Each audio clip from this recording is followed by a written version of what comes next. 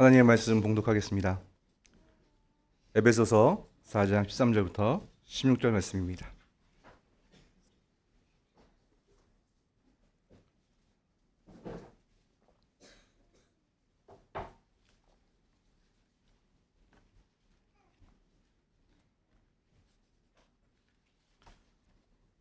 신약성경 에베소서 4장 13절부터 16절까지를 제가 받들어 읽겠습니다.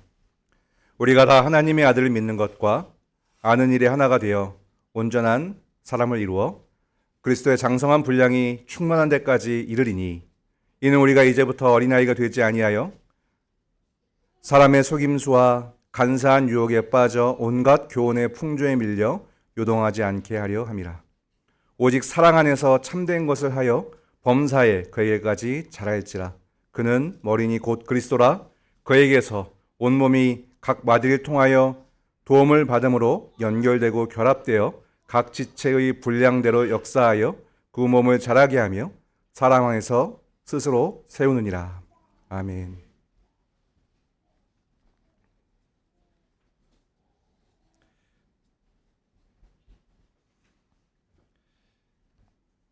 오전 예배 때 성찬식이 있었죠. 성찬식은 우리 주 예수님께서 배신당하여 붙잡히시던 밤에 제자들과 유월절 저녁 만찬을 드시면서 자신의 몸과 피로 제정하신 성례입니다.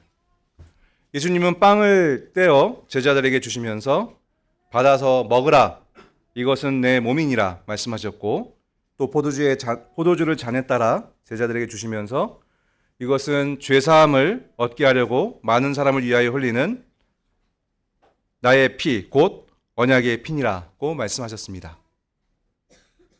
주님의 말씀에서 잘 알 수 있듯이 성찬식이 가져다 주는 강렬한 이미지는 두 가지인데, 첫째는 죽음이고 둘째는 만찬, 식사입니다.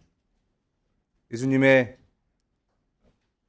몸과 피를 가리키는 빵과 포도주가 있잖아요. 찢긴 빵과 흘리는 그런 포도주가 있는데, 그것은 몸과 피 대신 예수 그리스도의 죽음을 가리키면서, 또 그것을 먹는 것은 식사, 그와 함께 되는 것, 또 그분을 받는 것, 그분과 연합되는 것, 그리고 그분으로부터 양식을 얻는 것 등을 뜻한다 할 수 있겠습니다. 첫째는 죽음이고 둘째는 식사입니다. 오늘 성찬 얘기를 하는 것은 아침에 성찬식이 있었기 때문인데요. 개혁교회에서 성찬식을 전후해서 성찬의 의미를 더 드러낸다던가, 아니면 성찬의 의미를 가지고 어떻게 살아야 될지에 대해서 교훈하는 그런 말씀들을 풍성히 전하였습니다. 그래서 오늘 에베소서 말씀을 본문으로 삼아서 성찬을 받은 우리가 어떻게 살아야 할지에 대해서 말씀을 드리려고 합니다. 성찬의 의미와 유래에 대해서는 제가 한 달 전에 사실은 설교했어요. 성찬식을 제가 집례하면서 설교했습니다. 다시 반복할 이유는 없고요. 결론만 요약해서 성찬식의 의미를 말씀을 드리면, 제 요약이 아니고 웨스트민스터 신앙고백서의 내용을 여러분이 들으시기 편하게 다시 이렇게 짜맞춰서 여러분께 전해드리면 세 가지 정도로 요약할 수 있겠습니다. 첫째는 성찬식은 신자들로 하여금 주 예수 그리스도의 죽음과 희생을 영원히 기억하게 하는 예식입니다. 강렬한 이미지 중에 하나는 죽음이라고 했죠. 모든 참신자들은 이 성찬식을 통해서 십자가 대속 죽음이 가져다주는 모든 은혜들이 자신에게 임했음을 확실히 알게 되고 감사하게 됩니다. 둘째, 성찬식은 또 신자들로 하여금 주 예수 그리스도 안에서 영적 양식을 공급받아 성장하게 됨을 깨닫게 하는 예식입니다. 그래서 예수 그리스도를 먹는 그런 식사의 이미지가 있다고 말씀을 드렸죠. 그래서 모든 참신자들은 이 성찬식을 통해서 주님께 마땅히 행해야 되는 의무들을 잘 감당하게 됩니다. 그리고 세 번째로 성찬식은 나아가 신자들로 하여금 주 예수 그리스도의 신비한 몸의 지체가 되었음을, 다시 말하면 그분과 자신이 영적으로 하나가 되는 신비한 연합관계를 맺게 되었음을 확신하게 하는 그런 예식입니다. 그래서 모든 신자들은 이 성찬식을 통해 주님과 더욱 깊이 교제하며 사랑하게 될 뿐만 아니라 신자들 서로 간에도 깊이 교제하며 사랑하게 만듭니다. 이것이 성찬식을 통해 얻는 은혜, 성찬식이 가져다주는 은혜, 또 성찬식의 의미, 목적이라 할 수 있겠습니다. 이 성찬식에 참여하여서 이 의미를 깨닫고 기뻐하고 감사하는 신자들이라면 어떻게 살아야 되는가? 오늘 본문이 그것을 구체적으로 전하고 있다고 여겨서 제가 오늘 설교에 본문을 삼았는데요. 오늘 본문은 크게 보면 사도 바울의 장담이면서 또 권고이기도 합니다. 장담은 어떤 일에 대해서 확신을 가지고 아주 자신 있게 말하는 거죠. 그리고 권고는 어떤 일을 하도록 부추기고 권하는 것입니다. 이 본문에는 이 권고와 장담이 함께 담겨 있습니다. 비유하면 이렇습니다. 여러분이 잘 아는 어떤 외국인 친구가 있는데 그 친구가 처음으로 서울로 여행을 온다라고 생각해 보세요. 그 외국인 친구가 비행기를 타고 서울로 오기 전에 여러분이 편지를 써요. 그러면 여러분 그 내용이 어떨까요? 장담과 권고가 편지에 담기게 될 것입니다. 이렇게 장담하겠죠? 한국에 오면, 서울에 오면 경복궁을 보게 될 거야. 서울을 상징하는 곳이니까 대부분의 여행객이 가니까 보게 될 거야. 그리고 불고기나 떡볶이를 먹게 될 거야. 한국을 대표하는 음식이니까 쉽게 접하게 될 거야. 또 한국 여름은 대단히 무덥고 습해서 또 갑자기 뭐 폭우도 내리는데 이런 여름을 경험하게 될 거야. 이렇게 장담을 하겠죠. 그 장담대로 실제로 경험을 하게 될 것입니다. 그리고 권고가 이어질 것입니다. 경복궁에 가봐야 돼. 우리 한국의 역사를 대표하는 곳이야. 우리 미리 공부를 하면 조선 역사에 대해서 조금만 책을 읽어보면 훨씬 더 그 의미를 잘 누릴 수 있어. 거기 가보는 게 의미가 있을 거야. 이렇게 권고를 하겠죠. 떡볶이 먹을 때 조심해야 돼. 매우니까 처음에 초보자 단계 제일 맵지 않은 것부터 먹어야 돼. 이렇게 권고하겠죠. 그죠? 무덥고 습하니까 비가 갑자기 오니까 우산이나 우비 챙기고 그리고 물 많이 마시고 좀 조심해야 돼. 한낮에 뭣도 모르고 돌아다니면 안 돼. 이렇게 권고를 하겠죠. 이러한 형식으로 오늘 본문이 꾸며져 있어요. 오늘 본문에서 사도 바울이 장담하는 것, 그것이 먼저 나옵니다. 본문 13절에 나오는데요. 그것은 교회를 향하여서, 에베소 교회를 향하여서 오늘 성령께서 우리에게도 말씀하시는 것이죠. 하나가 된다는 것입니다. 장담이에요. 너희는 하나가 될 거다. 더 구체적으로 너희는 하나님의 아들 예수 그리스도를 믿는 일과 아는 일에 반드시 하나가 될 거다라고 사도 바울이 장담을 합니다. 본문 13절을 그냥 문자적으로 말하면 하나님의 아들에 대해 믿음, 하나님의 아들에 대한 믿음, 또 그 지식이 통일에 이른다라는 뜻이에요. 너희 교회는, 에베소 교회는, 그리고 우리는 반드시 예수 그리스도를 알게 되고 믿게 되는데 그 내용이 통일된 거야. 같은 내용에 이르게 될 거야. 라고 사도 바울이 장담을 하고 있는 것이죠. 이 장담은 너무 당연한 결과입니다. 너무 분명한 사실이기 때문에 그래요. 성찬을 통해 사실은 그 사실을 배우고 경험하게 되는 것이거든요. 제가 성찬의 의미를 3가지 정도로 정리해서 말씀을 드렸잖아요. 그리스도의 대속 죽음의 은혜를 깨닫게 되고 누리게 되는 것, 또 그분으로부터 영적 생명력을 받아 누리게 된다는 것, 그리고 그분과 심지어 신비한 영적인 하나됨, 그런 깊은 교제를 갖게 된다는 것. 이것이 성찬이 전해주는 의미잖아요. 그 마지막에 사실은 구원과 생명을 누리는 그 모든 근거의 기초에는, 가장 중요한 기초에는 그분과의 하나됨, 가까움이 있어요. 그분이 믿는 자들에게 와주시는 거예요. 물론 그분은 부활하시고 승천하셨죠. 승천하신 것은 교회를 떠나신 것이 아니라 모든 역사 속에 있는 교회들을 위에서 오르신 거거든요. 만약에 지상에 계시면 계속 사셔야 되잖아요. 그렇죠? 그런 일이 있을 수 없으니까 그분은 천상에 오르셔서 그분의 성령으로 말미암아 자신의 모든 존재성을 모든 시대, 모든 장소에 하나님께서 주고자 하시는 자들에게 계속 끊임없이 베풀어 주고 계시는 것이에요. 연결되어 있는 거예요. 실제로 영적으로 하나 되어 있는 것이에요. 그분의 생명으로 참 생명을 누리게 되고 죽음을 극복하게 되고 그리고 그분의 모든 능력으로 말미암아 죄와 싸워 이기게 되는 것이에요. 성찬이 그 사실을 강력하게 전해주고 있는 것이거든요.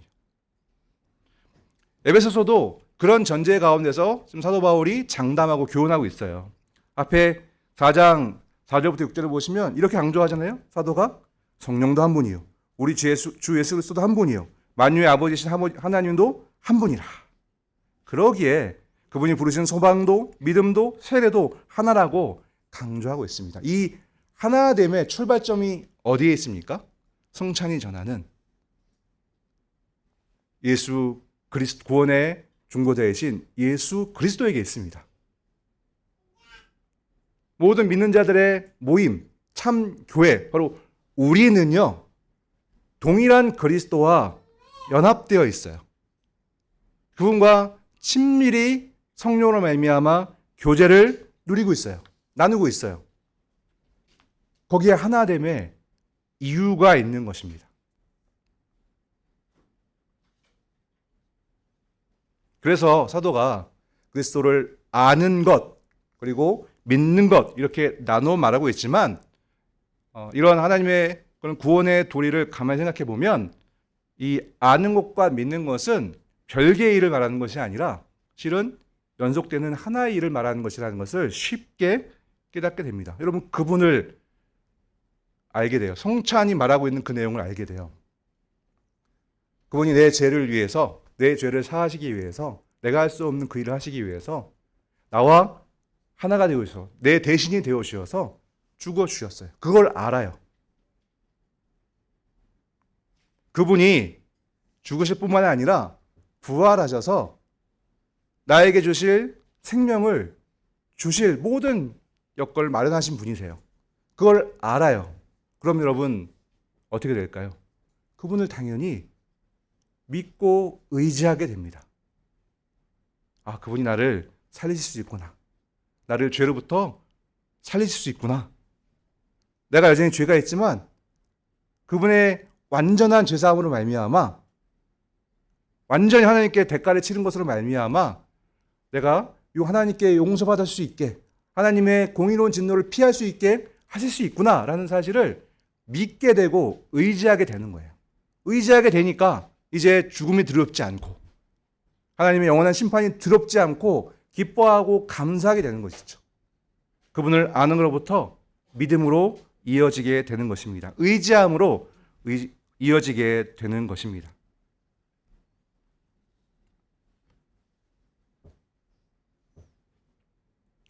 사랑하는 성도 여러분, 사도 바울의 장담입니다. 여러분 또 교회 그리고 구원 이런 것을 말할 때 인상 어떤 이미지가 어떤 게 있냐면 천국 가는 것, 뭐 천국 백성이 되는 것, 영원히 사는 것 이런 생각이 들잖아요. 뭐 당연히 성경에 따라서 가질 수 있는 생각인데요. 그런데 어떤 뭐 변화라든가 혹은 어디에 간다든가 아니면 영원히 뭐 삶이 지속된다든가 이런 걸 생각할 때 자주 예수 그리스도를 배제하고 생각하는 경우가 많아요. 사실은 더 근본적인 것, 기초적인 것은 그분과 하나 되고 그분의 생명, 그분의 모든 구원의 은총들을 누리는 게 출발점이거든요. 그게 없으면 나머지 것들은 사실 의미가 없는 것이에요. 뭐 이런 상상이 적합하지 않겠지만, 뭐 이런 일은 없겠지만, 굳이 말씀드리자면, 이제 천국이 진짜 있겠죠. 당연히. 하나님께서 이루실 완전한 천국이 있을 것입니다. 거기는 지금 우리가 살아가고 있는 이 세계, 이 세상보다는 훨씬 좋겠죠. 당연히. 그죠? 고통도 없고, 뭐 슬픔도 없고, 또 지금처럼 우리가 여러 가지 수고함도 없고, 완전히 다른 세상일 것입니다. 그죠? 근데 거기에서 있는 사람이 그리스도와의 하나됨, 그분을 의지함, 그분으로부터 모든 것을 공급받는, 그래서 자신을 완전히 비우고 그분을 채우는 그런 믿음과 알미 없다고 한다면, 그런 일이 있을 수 없겠지만 없다고 한다면 그것도 천국이 아닐 거예요. 온전한 천국이 아닐 거예요.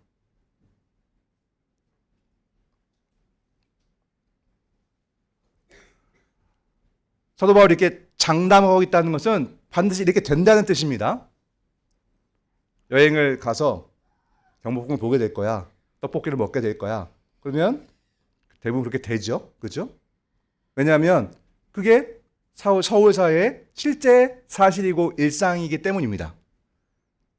진리를 따라 사도 바울이 이렇게 말했다면 모든 참 교회에게, 참 신자들에게는 이 일이 반드시 일어나게 되어 있습니다. 이건 명령이 아니에요. 이렇게 해야 된다라고는 그런 권고가 아니에요. 그렇게 될 거야 라고 말하는 거예요. 그렇기 때문에 거꾸로 말하면 한 사람이 이런 형식적인 교회로 들어와서 뭐 성경을 읽고 설교를 듣고 또 여러 가지 교회가 요구하는 신앙생활을 하고 또 교인들과 교제하는 이런 삶을 살아갈 때에, 그런데 그 신자가 매일의 삶 가운데 예수 그리스도를 더욱 알아가게 되고 그분을 더 의지하고 믿게 되는 일이 나타나지 않게 된다고 한다면 그건 문제가 있는 거예요. 비유하자면 서울에 오면 이런 일이 있을 거야 했는데 그런 것을 전혀 못 누리는 것과 같아요. 갔더니 자유의 여신상이 있고, 아니면 뭐 갔더니 무슨 에펠탑이 있고 하면 서울에 온 게 아니잖아요. 그렇죠?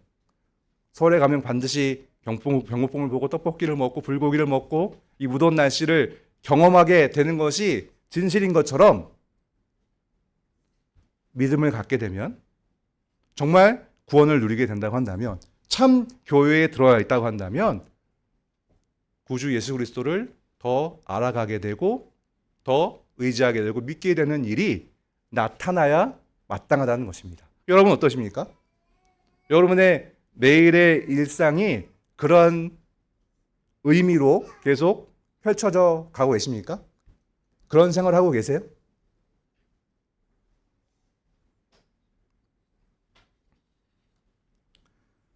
그래서 사도는 이 일의 의미를 더 분명하게 하기 위해서 이런 말을 덧붙이죠. 온전한 사람을 이루게 된다. 이게 사실은 다 한 동사에 문법적으로 연결되어 있는 거예요. 그러니까 계속 성장하는 것. 그래서 온전한 사람이 되는 것. 그리고 그리스도의 장성한 분량이 충만한 데까지 이르는 것을 덧붙여서 설명하고 있어요. 여러분, 그리스도가 누구십니까? 그분이 온전한 사람이거든요. 아담과 하와의 범죄로 말미암아 상실한, 하나님께 창조하실 때 온전한 인간성, 하나님의 형상으로 지음받았던 그 인간성을 회복하신 분이에요. 그거는 뭐 피조물은 아니지만 사람을 취하셔서 두 번째 아담이 되신 분이란 말이죠. 그분은 온전하신 사람이에요. 그분을 알아가는 거예요. 그분으로 말미암아 은혜를 입게 되는 거예요. 그분을 더 믿고 의지하게 되는 거예요. 그분과 가까워지는 거란 말이죠. 여러분, 금묵자학이란 말이 있잖아요. 어떤 존재와 가까워지면 마땅히 당연히 닮아가게 되는 거예요. 심지어는 그분은 그냥 옆에서 영향력만 미치는 분이 아니라 적극적으로 우리를 변화시키기 위해서, 우리를 새로운 피조물을 만들기 위해서 오신 구원의 중보자란 말이에요. 그런 일을 하실 분이에요. 그러면 그분을 알고 그분을 의지하게 되면 그분의 온전함이 반드시 적극적으로 영향을 미치게 돼서 온전함을 누리게 돼요. 온전해지게 돼요. 죄를 이기게 된단 말이죠. 죄를 버리게 된단 말이죠. 그리스도의 장성한 분량이 충만한 데까지 이른다. 굉장히 어렵게 표현이 되어 있는데요. 쉽게 말하면 장성한 사람의 키가 있잖아요. 원문이 키라는 뜻인데 장성한 사람의 키가 있죠. 일반적인 키가 있죠. 그럼 사람이 크면 일반적으로 거기까지 큽니다. 물론 누구는 170, 누구는 180 차이가 있지만 보통 평범한 사람의 키가 있잖아요. 어떤 사람이 예를 들어서 1m도 안 된다라고 하면 그건 굉장히 이상한 일이죠. 있을 수 없는 일이죠. 그죠? 그것처럼 그리스도의 사람이 어느 정도 당연히 장성하면 크는 키처럼 그리스도의 분량을 맛보게 되는 장성한 부분이 있다는 거예요. 사람이 키가 크는 것처럼 이 땅에서 물론 이 장성함이란 완전함은 아니에요. 육신을 취하고 이 땅에 살아가는 동안은 완전치 못하죠. 그러나 그 완전함에 도달하지 못하지만 거기에 점점 근접해하는 하나님께서 정하신 장성함이 있어요. 거기까지는 반드시 온전하게 자라간다는 뜻입니다. 그분의 온전함을 배우게 되고 익히게 되고 그 온전함을 진짜 발휘하게 된다는 것이에요. 그 정도가 어디까지일까요? 성경이 여러 가지 방식으로 때로는 율법으로, 때로는 잠언으로, 때로는 사도의 교훈으로 말하고 있는 성경이 가르치고 있는 그런 내용들이에요. 그런 내용들을 이 땅 가운데에서 정직하게 누리게 되는 그 수준까지는 나아가는 일이 있다는 것입니다.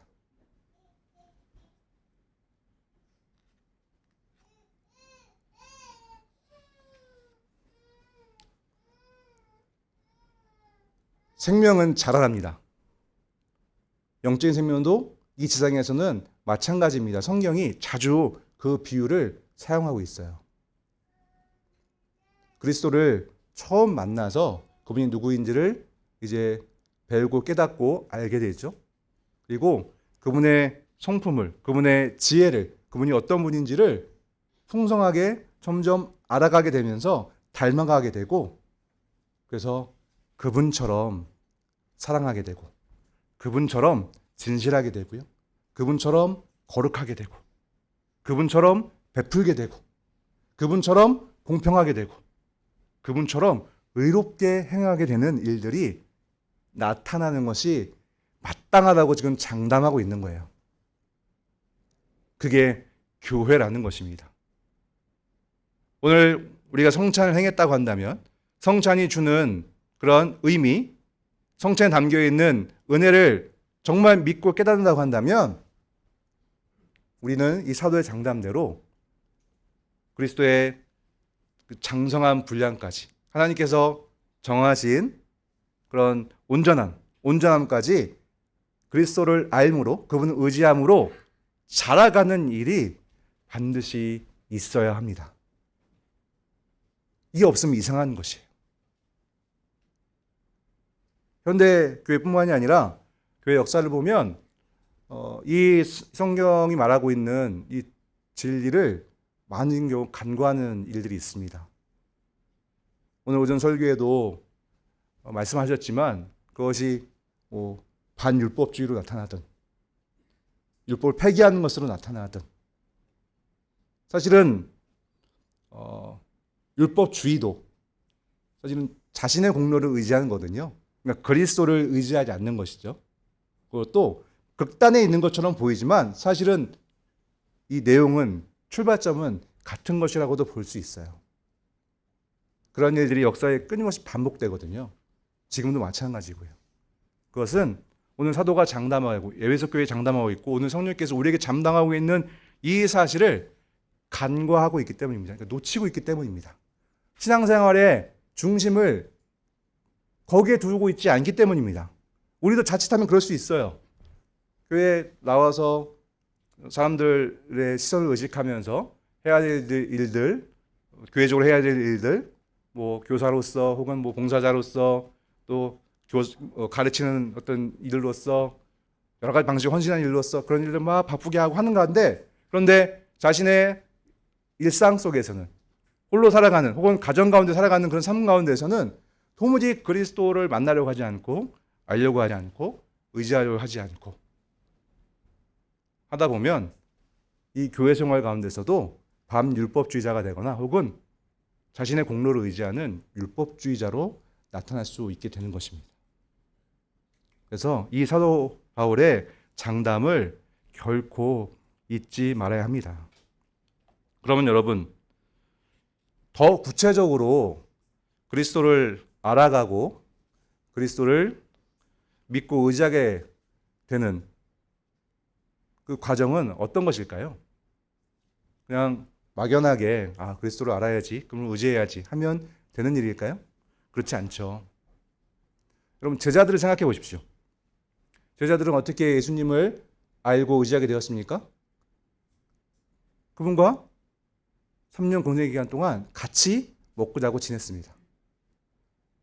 함께 생활하면서 그분을 곁에서 보면서 그분의 말씀을 듣고 그분의 교훈을 생각하기도 하고 그분의 말과 행동을 경험하기도 하고, 그러니까 단지 가르침만 들은 것이 아니라 그분이 그 가르침에 따라 실제로 행하는 것들을 본 것이죠. 오늘날 교육이 다분히 지식을 전달하는 방식이잖아요. 학교 현장이 그렇죠. 예전의 교육은 저도 오래 산 건 아닙니다만 역사책을 뒤져보면 예전의 교육은 도제라고 하여서 스승과 제자가 같이 생활을 하면서 단지 말로만이 아니라 삶과 여러 가지 행동들을 통해서 심지어는 느낌, 분위기 이런 것들을 통해서 더 살아있는 그런 지식을 배우는 그런 교육이 이루어졌다고 하지요. 마치 그와 같이 제자들이 예수님을 알아가고 의지하게 된 것이거든요. 그럼 우리는 어떻게 합니까? 예수님은 지금 천상에 계시고 이곳에 계시지 않잖아요. 그렇죠? 그러나 여러분, 성경을 보면, 복음서 뒷부분을 보면, 특히 요한복음을 보면 예수님께서 두려워하는 제자들에게 성령을 약속하셨잖아요. 그죠? 여러분, 사도행전에서 그래서 사도행전 초반부에 성령께서 임하시는 것이 대단히 중요한 거예요. 성령께서 임하셔서 하신 일이 무엇입니까? 부에서 성령께서 하신 일이 무엇이죠? 그분의 주님의 말씀을 알게 하고 깨닫게 하는 것입니다. 그분이 천상에 올라가신 것은 모든 역사에 있는 교회에게 자신을 내어주시기 위함인데, 자신과 모든 교회들이 교제할 수 있도록 하시기 위함인데, 그런데 그 방식이 어떤 방식이냐면 기록된 말씀을 주셨고 성령께서 이 기록된 말씀을 계속 일깨워 주시는 방식으로 예수님을 만나게 하시고 교제하게 하십니다. 그래서 기록된 성경이 매우 중요한 거예요. 성경을 읽고 기도해야겠죠? 왜냐하면 성령께서 역사해 주셔야 되니까요. 기도하는 가운데 성령의 실제적인 역사로 말미암아 그분을 알아가게 됩니다. 여러분, 성경은 그래서 다른 책과 달라요. 그냥 역사를 기록한 책이라거나 아니면 어떤 교훈을 전한 책이 아닙니다. 성경은요, 하나님의 말씀이자 그리스도에 대한 말씀입니다. 이 모든 성경 60권에 있는 내용이 그리스도의 성품과 그분이 가지고 있는 지식과 그분에 대한 지식과 그리고 그분으로 말미암아 표출되어지는, 드러나게 되는 온전한 사람이 무엇인지에 대해서 알리고 있는 책이고, 단순히 기록이고 글이 아니라 성령의 수단이 되어서 살아있는 능력이 되어서 한 사람을 바꿀 수 있는 그런 하나님의 교훈의 수단이 되는 것이에요. 모든 성경은 하나님의 감동된 것으로 교훈과 책망과 바르게 함과 의로 교육하기에 유익하니. 우리가 어떻게 예수님을 알아가는데 또 믿고 의지하는데 하나가 될 수 있습니까? 통일된 예수님에 대한 지식, 믿음을 갖게 될 수 있습니까? 다 함께 여러분 삶의 현장에서 성경을 알아가는 거예요. 성경을 통해서 예수님을 알아가는 것입니다. 그래서 여러분, 이런 차원에서도 이 성경에 대한 통일된 해석이 매우 중요한 것입니다. 이렇게 말씀드리니까 제각각 자신의 생각을 가지고 성경을 읽는 것을 생각하신 경험 많이 있는데 하나님께서 그렇게 하도록 하지 않으셨어요. 사도의 해석이 매우 중요합니다. 사도의 표준, 사도의 전통이 매우 중요해요.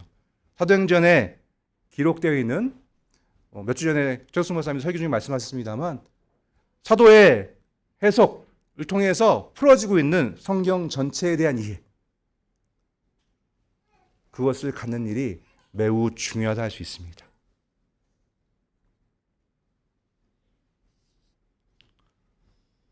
매일 성경을 읽어야 돼요. 성경을 매일 안 읽으면 예수님을 알아가고 믿고 의지하는 일을 안 하겠다는 뜻밖에 안 됩니다. 사실은. 관심이 없다는 뜻이에요. 그리고 안타깝게도 우리 안에서도 일부는 그런 일들이 벌어지고 있어요. 매일 성경을 읽는 일은커녕 일주일에 한 번도 성경을 읽지 못하는 그런 친구들이 있어요. 성경의 내용이 매우 낯선 친구들이 있습니다. 그런 분들이 계세요. 물론 어느 시점에서는 그럴 수 있겠죠. 그러나 자라가야 되거든요. 자라간다는 것은 기본적으로는 성경의 지식이 자라가는 거예요. 성경의 내용을 알아가는 거예요. 성령의 역사 가운데 그 내용이 하나님의 성령의 능력이 되어서 그분의 인격과 그분의 지혜와 그분됨을 전달해 주는 것까지 나아가는 거예요. 어쨌든 출발점은 성경의 내용을 갖추는 거예요. 성경의 내용을 갖추지 않고 예수님의 인격을 알 수가 없어요. 온전한 사람이 무엇인지를 경험할 수가 없어요.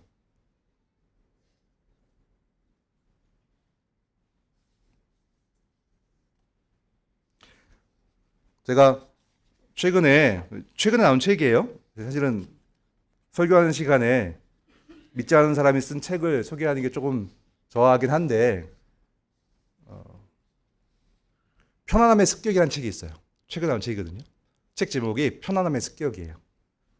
이 저자가 언론인인데 여러 가지 지식이 많은 사람이에요. 과학적 지식이라든가 뭐 인문학적 지식 많은 사람인데 이 사람이 한 달 동안 알래스카 사냥을 가게 돼요.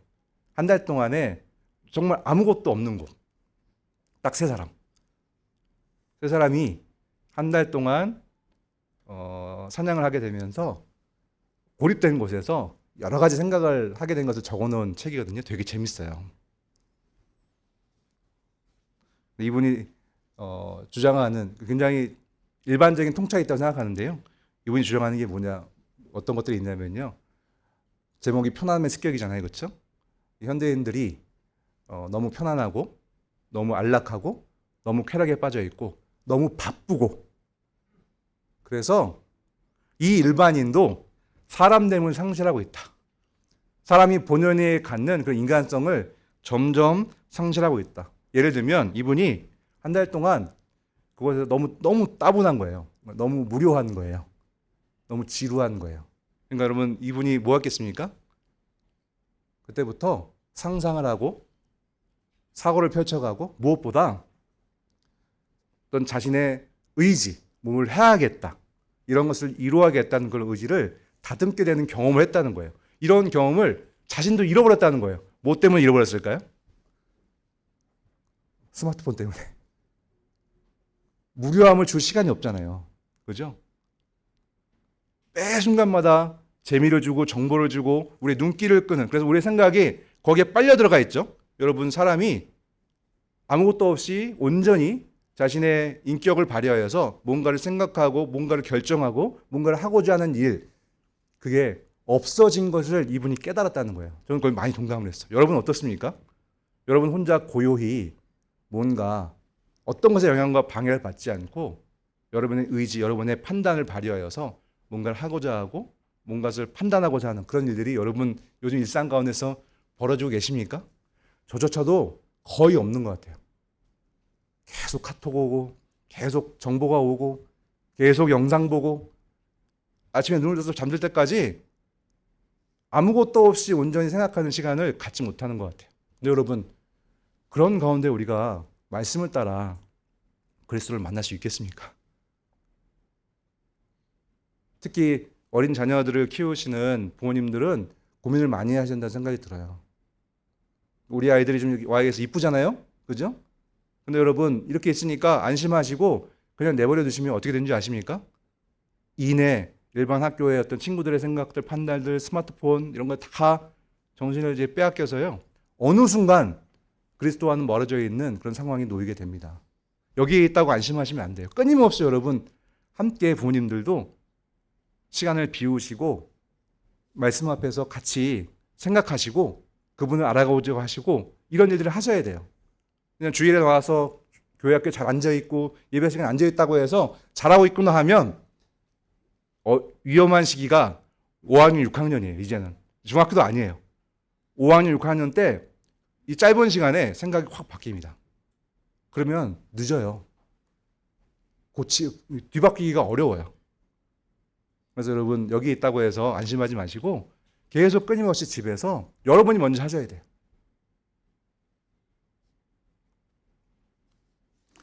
근데 사도가 이렇게 당연하다 하면서 여러분 15절에 보시면 범사에까지 그에게 자라가라 이제는 권하죠. 그죠? 마땅히 그래야 되는 것이기 때문에 권하기도 합니다. 당연히 누려야 되는 것이니까요. 당연한 것이니까 해야 돼 라고 권하기도 하죠. 그런데 여러분 매우 의미심장하게도 오직 사랑 안에서 참된 것을 하고 되어 있어요. 참된 것을 하는 것은 그리스도를 알므로 말미암아 그 구원의 진리를 누리는 것이 되겠죠. 그죠? 그분을 통해서 온전한 사람이 무엇인지를 깨닫고 온전한 사람으로 살아가는 것이 되겠죠. 말씀을 지키는 것이 되겠죠. 이것이 참된 것을 하는 것인데 그런데 사랑 안에서라고 하고 있어요. 사랑 안에서. 그러면서 16절에 그는 예수 그리스도는 머리니라고 하면서 그에게서 온 몸이 각 마디를 통해서 도움을 받음으로 연결되고 결합되어 각 지체의 분량대로 역사하여 그 몸을 자라게 하며 사랑 안에서 스스로 세우니라. 알듯 말듯한 말을 하고 있죠. 쉽게 말씀드리면 그분이 몸에 비유하는 것이죠. 머리로부터 모든 어떤 자양분과 몸을 유지하기 위한 모든 어떤 신경, 어떤 판단들 이런 것들이 다 내려와서 몸을 유지하죠. 몸을 구성하죠. 몸을 서게 하죠. 그죠? 그러니까 그리스도로부터 몸은 교회를 가리키는 것이니까요. 그리스도 말미암아 하나된 교회를 가리키는 것이니까 그리스도를 알아가는 통일된 교회를 가리키는 것이니까 그분으로부터 모든 것이 주어진다는 것을 말하는 것인데 그런데 여기서도 사랑을 강조하고 있어요. 여러분 그리스도는 인격이잖아요. 그죠? 그분의 교훈은 그분의 성품이 담긴 것이에요. 그래서 사랑이 배제되지 않아요. 온전한 사람에는 항상 그분됨이 있기 때문에 그분의 가장 강력한 성품이라고 할 수 있는 사랑이 항상 함께 자리해요. 사랑 없는 정직함은 없어요. 사랑 없는 의로움은 없어요. 사랑 없는 공평도 없고요. 사랑 없는 진실도 없습니다. 그분이 사랑이기 때문에 그래요. 여러분 우리를 구원하실 때도 그분의 가장 강력한 성품인 사랑이 드러나잖아요. 그렇죠? 그래서 우리가 각자 그리스도를 알아가는데 또 그걸 의지하게 되는데요.